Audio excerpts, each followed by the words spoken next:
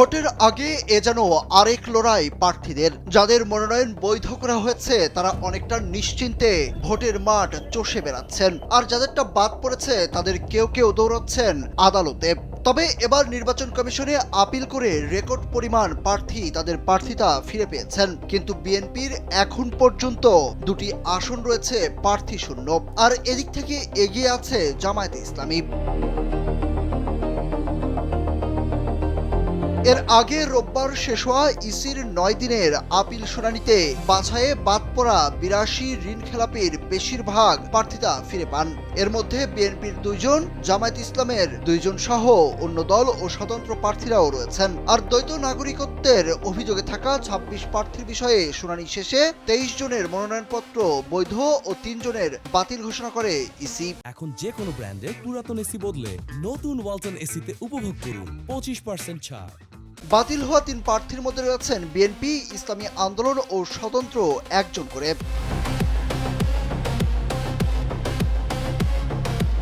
এছাড়া শুনানিতে রাজনৈতিক দলগুলোর মধ্যে বিএনপি, জামায়াত ইসলামী, এনসিপি সহ বেশিরভাগ দলের প্রার্থীর আপিল মঞ্জুর হয়েছে। বিএনপি ও জামাত জোটের অন্য শরিকরাও ছাড় পেয়েছে কম বেশি। ইসলামী আন্দোলন সহ অন্য দলগুলোর কয়েকজনের প্রার্থিতা বাতিল হলেও টিকে গেছেন বাকিরা। এবারের নির্বাচনে বিএনপি 292টি আসন নিজেদের রেখে বাকি 8টি আসনে শরিক দলগুলোকে ছাড় দেয়। এর মধ্যে জমিয়াতে ওলামা 4টি এবং নাগরিক ঐক্য, গণসংহতি আন্দোলন, বিপ্লবী ওয়ার্কার্স পার্টি ও গণ অধিকার পরিষদ 1টি করে আসনে দলীয় প্রতীক নিয়ে লড়বে।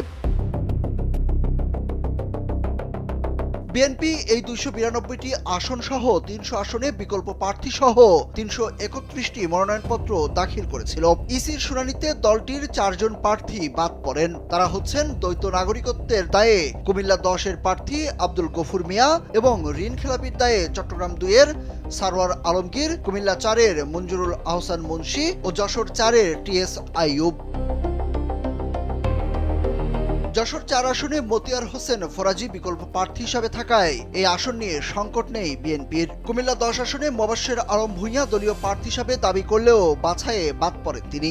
পরে তিনি ইসিতে আপিল করেননি। এছাড়া কুমিল্লা 4 ও চট্টগ্রাম 2 আসনে বিএনপি ও তার জোটের বিকল্প প্রার্থী না থাকায় আপাতত আসন দুটি প্রার্থী শূন্য। তবে এই 2 আসনের প্রার্থীরা এরই মধ্যে উচ্চ আদালতে আপিল করেছেন। এদিকে জামায়াত ইসলামী মোট 276 আসনে মনোনয়নপত্র জমা দিয়েছিল। তবে রিটার্নিং কর্মকর্তাদের বাছাইকালে কক্সবাজার 2 আসনে দলের কেন্দ্রীয় সহকারী secretary general AHM Hamidur Rahman Azad সহ 8 দলীয় প্রার্থীর মনোনয়নপত্র বাতিল হয়। ঋণখেলাপি ও দ্বৈত নাগরিকত্ব ছাড়াও মামলা সংক্রান্ত জটিলতায় বাদ পড়েন তারা। ইসির আপিল শুনানি করে তাদের সবাই প্রার্থিতা ফিরে পেয়েছেন।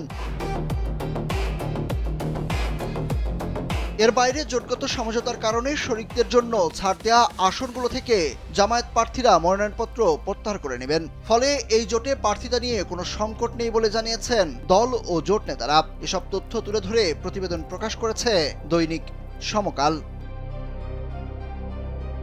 সুরুজ আহমেদ, কালবেলা।